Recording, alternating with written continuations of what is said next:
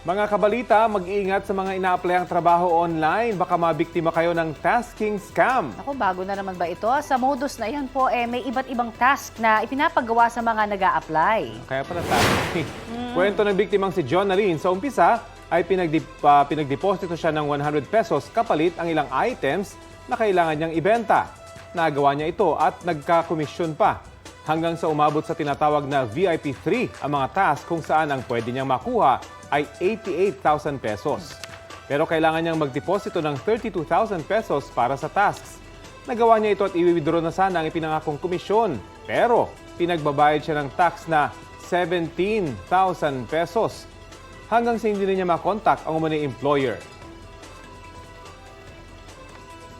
Nagsisi raw si Jonalyn dahil inutang niya lang ang 52,000 pesos na idiniposito sa digital wallet ng scammer. Paalala na naman ng PNP Anti-Cybercrime Group, huwag basta nagpapaniwala sa mga ganitong modus. Pwedeng dumulog sa kanilang tanggapan ang mga nakaranas ng ganitong kaso. Halos hindi na ako makakain.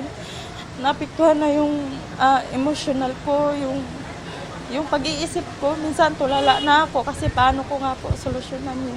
Kasi buong akala ko na makakatulong ako, pero hindi pala. Mas lalo pala lumaki yung problema namin. Walang investment, walang ganung totoong nakakakuha ka agad ng ganitong pera agad in a short period of time. Balita ko, may tututukan kayo tuwing 11 a.m. sa GTV.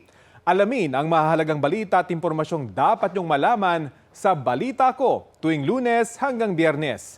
Mag-subscribe din sa GMA Integrated News sa YouTube. Sa mga kapuso abroad, maaari po kaming masubaybayan sa GMA Pinoy TV at www.gmanews.tv.